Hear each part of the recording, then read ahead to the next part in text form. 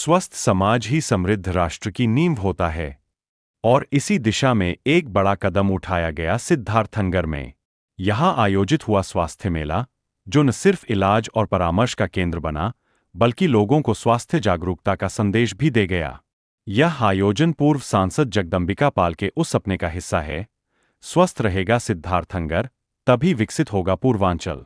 सिद्धार्थनगर से नफीस सलमान की रिपोर्ट। मैंने स्वयं देखा, ये शायद पहली बार इस तरह का अभिनव प्रयास मेरी सार्थक पहल से भारत सरकार की ऊर्जा मंत्रालय के नेशनल थर्मल पावर कॉर्पोरेशन ने सहयोग किया और कानपुर के GL रोटरी हॉस्पिटल के और जगहों के डॉक्टर्स जिस तरह से आए और एक गांव में पूरे दिन बैठ करके किसी का BP, किसी का शुगर, किसी का हीमोग्लोबिन, किसी का हार्ट, किसी के आँखों का टेस्ट, किसी के जनरल एनीमिक है, खून की कमी है कि नहीं है, सारे टेस्ट किया, लोगों को पर्चा दिया, जिनके आँखों की रोशनी कम है उनको चश्मा दिया जा रहा है, कैल्शियम, आयरन और दवाओं का वितरण हो रहा है। मुझे लगता है सही मायने में नरेंद्र मोदी जी जो कहते हैं, चाहे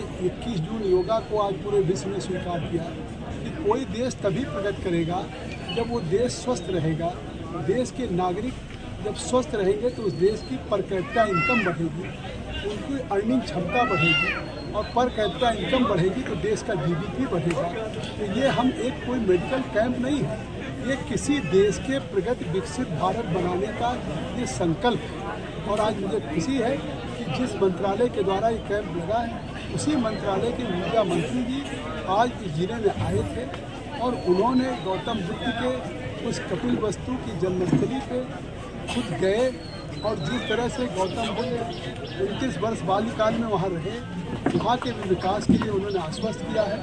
मैं आभारी हूँ नरेंद्र मोदी जी का कि उनके मार्गदर्शन में ऐसे मंत्री हैं जो आकांक्षा जनपद सिद्धार्थनगर है, यहाँ स्वास्थ्य और शिक्षा की बुनियादी कमी थी, आज वो हो रहा है। मैं अंत में धन्यवाद दूंगा कि मैंने इस 25 शिविरों के लिए अपने प्रतिनिधि को शिविर प्रभारी बनाया था, मेडिकल कैंप का प्रभारी बनाया था, श्री SP अग्रवाल जी को।